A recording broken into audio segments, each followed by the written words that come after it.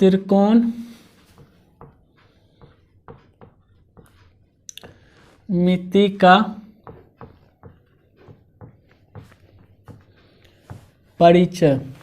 तो बताइए, त्रिकोणमिति का परिचय हेडिंग दे रखा है, इसका मतलब क्या होता है? जैसे सिंपल से देखिए, त्रिकोणमिति का परिचय, परिचय मतलब इंट्रोडक्शन। जैसे कि शादी से पहले परिचय बोलता है ना कि अपन परिचय दियो, ठीक है, हाँ, अहाँ के नाम की भेल, पापा के नाम की भेल, दादा के की नाम भेल, अहाँ कतऽ तक पढ़ल छियै, की करै छियै। तो उसी तरह से यहाँ पे क्या दे रखा है, त्रिकोणमिति का परिचय। तो यहाँ पे हम लोग क्या देखेंगे, त्रिकोणमिति का परिचय देखेंगे, इंट्रोडक्शन ऑफ ट्रिगोनोमेट्री देखेंगे कि त्रिकोणमिति है क्या, इसका क्या यूज है, ठीक है, और ये कहाँ कहाँ इसका यूज हो सकता है, यानी इसके विषय में क्या क्या पढ़ना है। यानी इससे पहले क्लास में हम लोग त्रिकोणमिति के बारे में नहीं पढ़े थे, ठीक है, तो पहली बार त्रिकोणमिति हम लोग 10th क्लास में पढ़ रहे हैं, ठीक है। तो इसीलिए सबसे पहले इसके बारे में बेसिक चीज हमको जानना पड़ेगा कि ये किसके बारे में है। दूसरा चीज, त्रिकोणमिति, जैसा कि नाम से पता चलता है, अगर यहां से अगर हम लोग थोड़ा सा करें तो त्रिकोणमिति,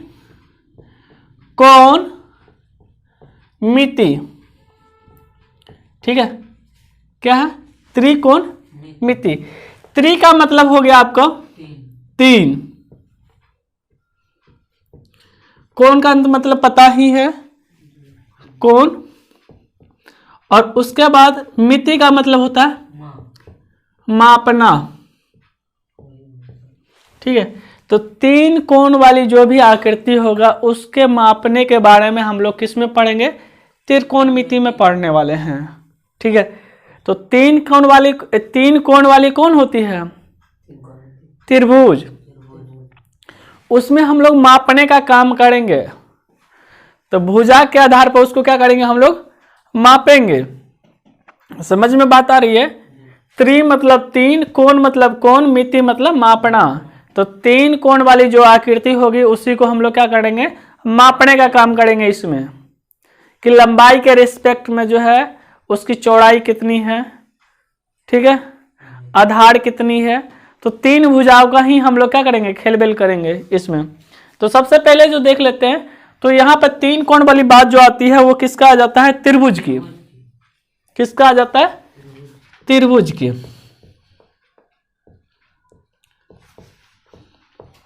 देख रहे हैं ना, तो तीन कोण वाली जो होती है उसको क्या बोलेंगे हम लोग, त्रिभुज, ट्रायंगल।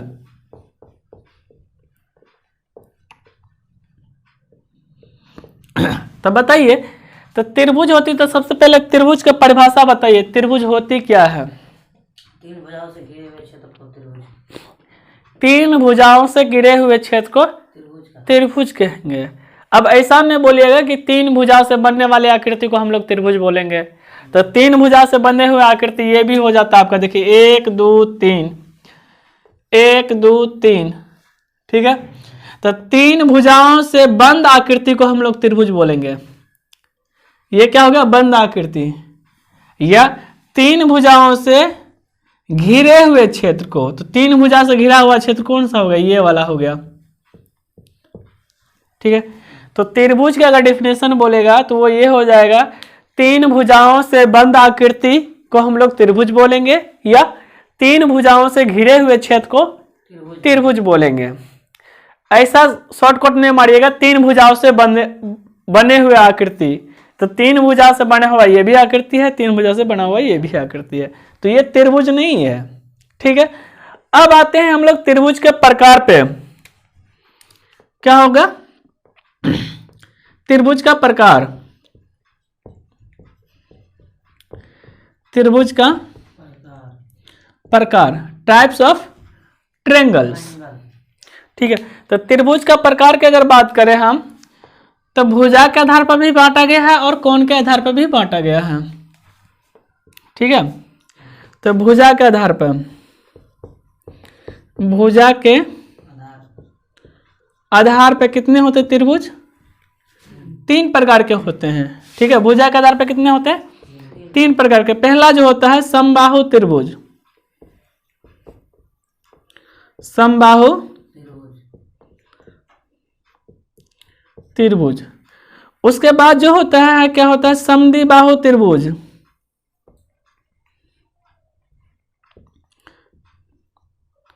समद्विबाहु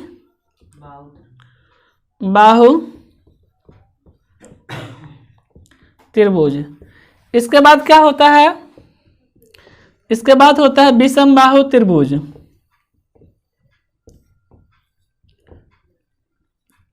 विषमबाहु त्रिभुज। चलिए, उसके बाद जो आती है कोण के आधार पे,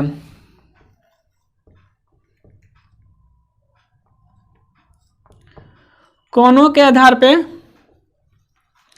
त्रिभुज को कितनी कैटेगरी में बांटा गया, ये भी 3 कैटेगरी में बांटा गया है। पहला हो जाएगा न्यून कोण त्रिभुज। न्यून कोण त्रिभुज। उसके बाद आ जाएगा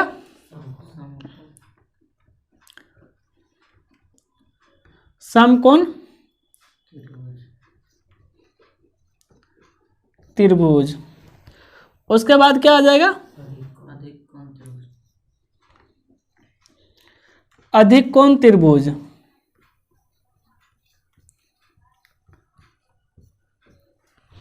ठीक है। अब यहाँ पे देखिएगा, थोड़ा सा हम लोग इसके बारे में ब्रीफली जान लेते हैं कि होती क्या है। तो त्रिभुज का प्रकार, कोण भुजा के आधार पर 3 और कोण के आधार पे 3।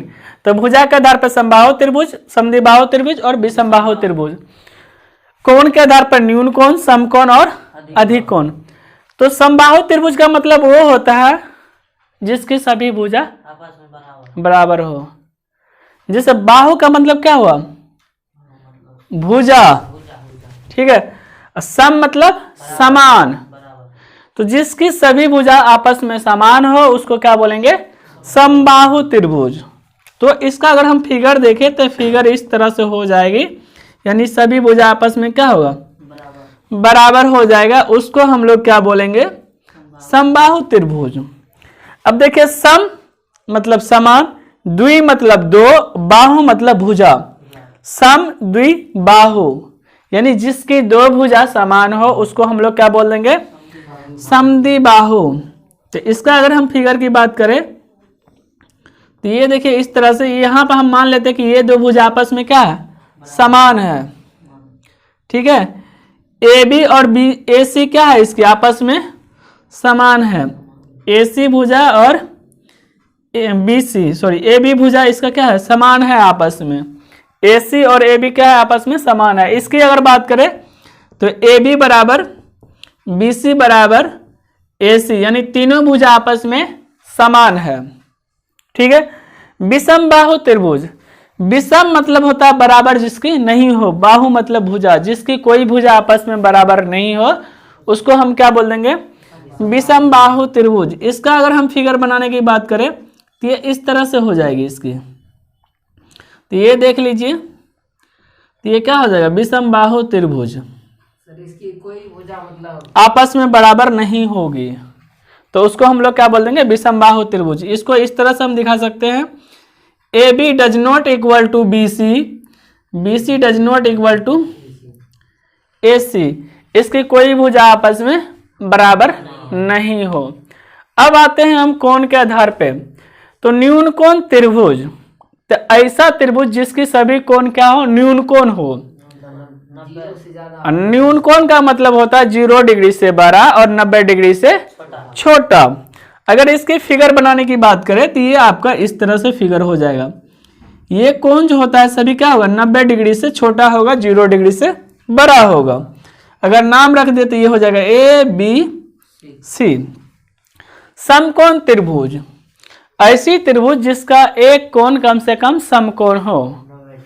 समकोण मतलब 90 डिग्री हो। तो यहां पे इसका जो फिगर बन जाएगा वो इस तरह से फिगर बनेगा। ठीक है।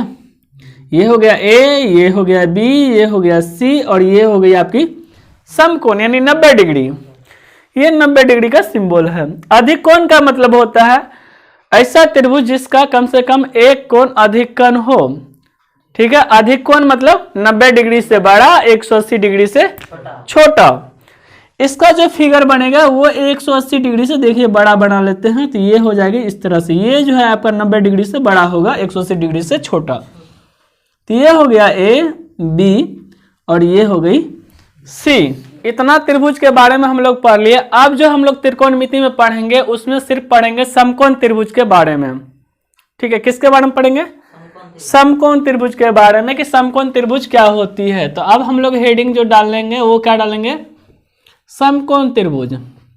यानी त्रिकोणमिति में जो हम लोग पढ़ेंगे किसके बारे में पढ़ेंगे? समकोण त्रिभुज के राइट एंगल ट्रायंगल। तो इसका एक हम लोग क्या बना लेते हैं? फिगर बना लेते हैं। ठीक है, ये हो गया ए और ये बी और ये सी। ये जो इस तरह से स्क्वायर का जो ये सिंबल दिखाते हैं, ये इसका मतलब होता है 90 डिग्री। ठीक है, इसका क्या मतलब होता है? 90 डिग्री। अब इसमें जो है 3 भुजा है ना, ए बी, बी सी और ए सी। इसका नाम है। ठीक है, जैसे कि घर में अगर 3 आदमी हो तो तीनों आदमी का नाम होगा कि नहीं होगा? तो उसी तरह इस त्रिभुज में क्या है? 3 भुजा है, तीनों भुजा का नाम है। ठीक है, अब चलिए, जैसे पांडव का सबसे बड़ा भाई क्या होगा? कर्ण। उसी तरह इस त्रिभुज का सबसे बड़ा भुजा जो होगा वो कौन हो जाएगा? कर्ण हो जाएगा। इसको इंग्लिश में बोलते हैं हाइपोटेनियस। ठीक है, क्या बोलते हैं? हाइपोटेनियस। ठीक है, अब उसी तरह से अब हो गया सिंपल। अब देखिए ये लग रहा है कि ये आधार पर रखा हुआ है, इसे लकड़ी का कुंडा टाइप से लग रहा है ना, कि ये एक नीचे में है आधार और उस पे ये रखा हुआ है। तो जनरली इसको हम लोग क्या बोल देंगे? आधार। और इसको क्या बोल देंगे? ऊंचाई। देखिए यहां से यहां तक ऊंचा है। जैसे हम लोग जमीन पे खड़े हुए हैं तो नीचे वाला जो होगा वो क्या हो जाएगा? आधार। हम लोग का जो लंबाई होगा उसी को हम लोग क्या बोलते हैं? ऊंचाई ना। पैर से लेकर सर तक का जो लंबाई नापते हैं उसी को ना बोलते हैं ऊंचाई। तो अब मान के चलिए ये खड़ा है, यहां से यहां तक ऊंचाई को हम लोग, ये लंबाई को हम लोग क्या बोल देंगे? ऊंचाई। लेकिन यहां पे थोड़ा सा ध्यान दीजिएगा ये, कि अगर आपको ए कोण की बात करें, ए, ठीक है, तो इसके लिए ऊंचाई यानी लंब क्या हो जाएगा? BC, यानी इसके सामने वाली भुजा क्या होगा?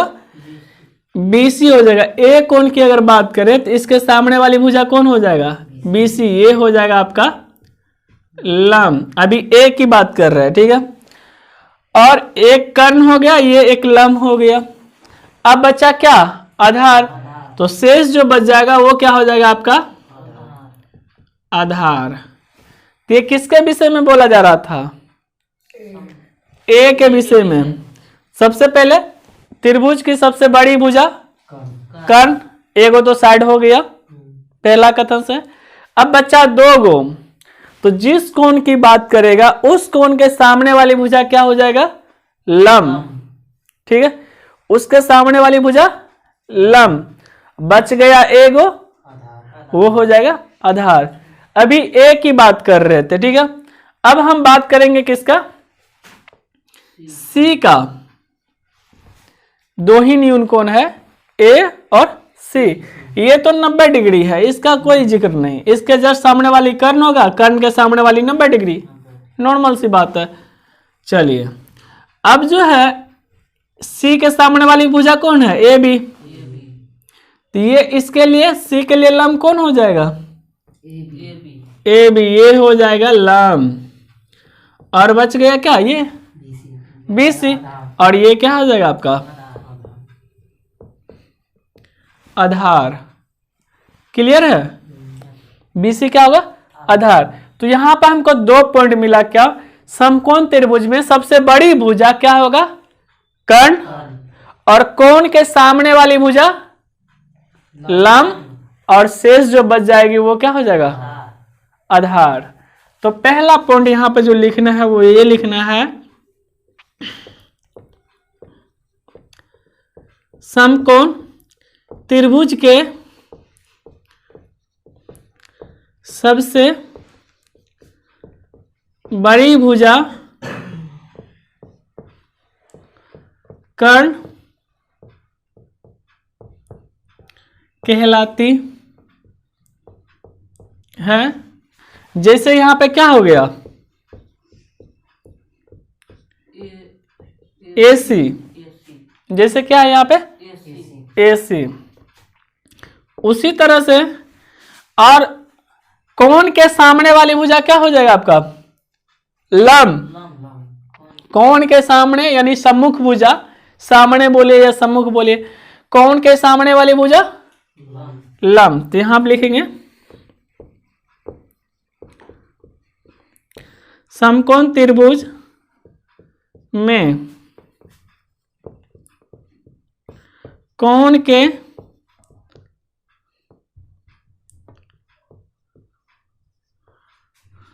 सम्मुख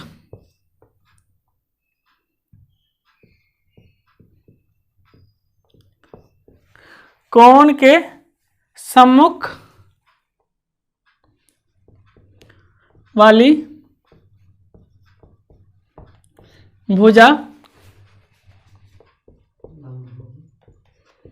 लंब होती है। लंब को इंग्लिश में क्या बोलते हैं, परपेंडिकुलर। जैसे यहां पे हम समझते हैं क्या, जैसे ए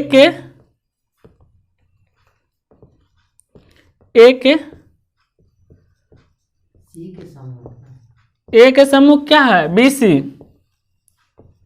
ठीक है, ए के सम्मुख क्या है, BC।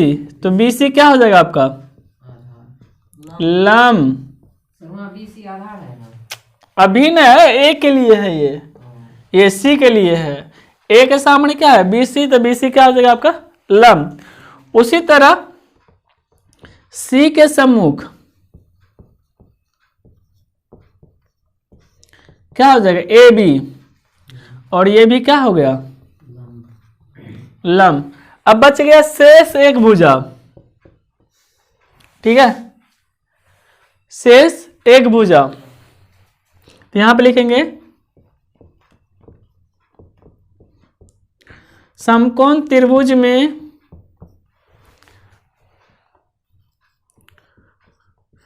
कर्ण और लंब के अलावे शेष भुजा आधार कहलाती है।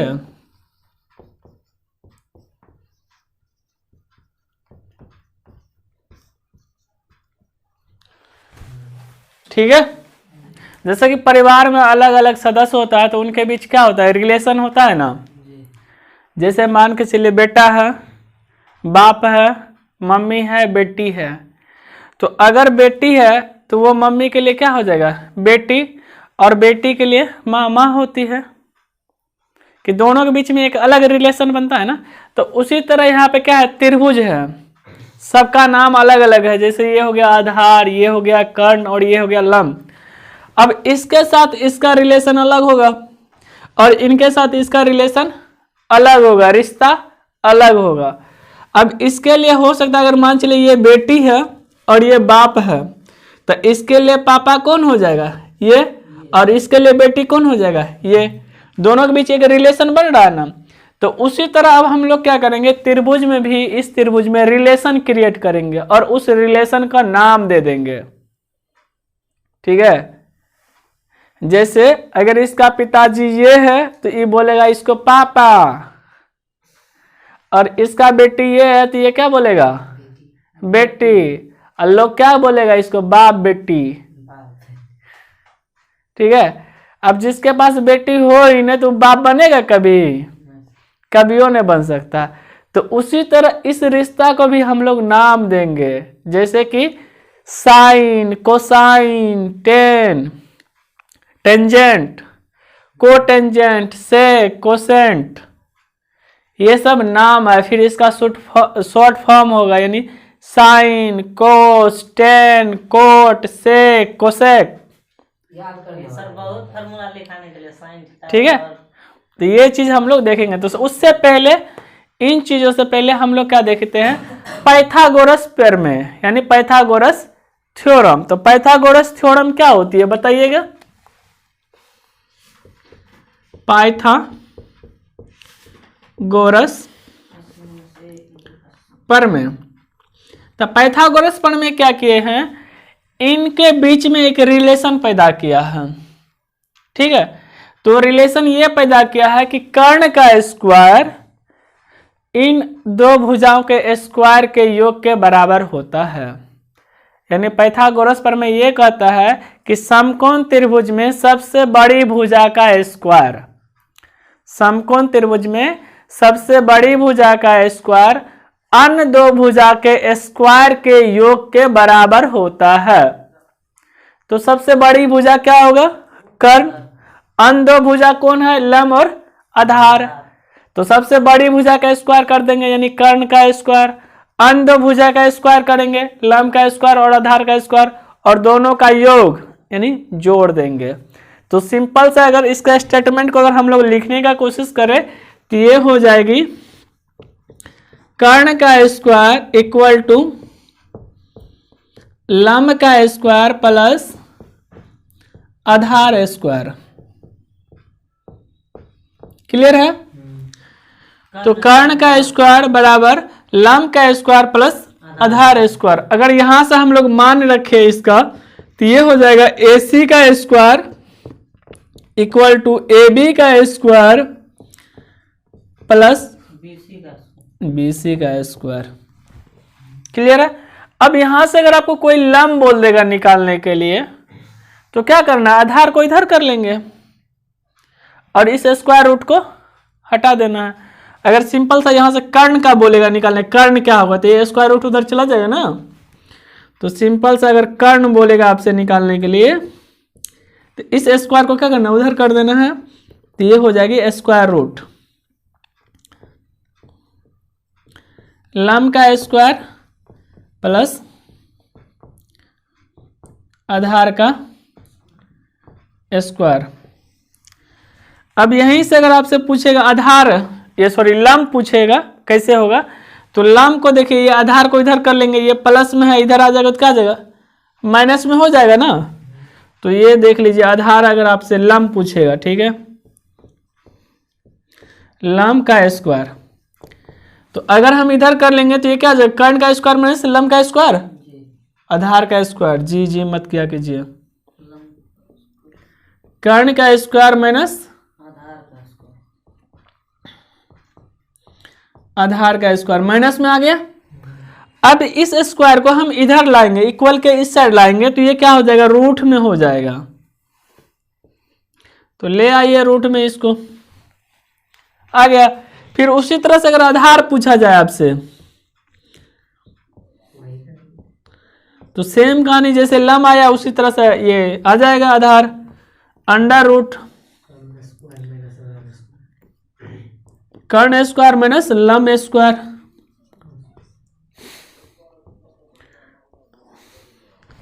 क्लियर है। तो ये था पाइथागोरस प्रमेय। अब इनके बीच का रिलेशन भी हम लोग को देखना है, तो अभी फिलहाल टाइम नहीं है, तो इसका कल रिलेशन देखेंगे क्या होगा, यानी साइन कोसाइन कोटेंजेंट टेंजेंट, ठीक है, कोसेक सेक। याद करना पड़ेगा। हाँ इसको याद भी करना पड़ेगा कल, ठीक है।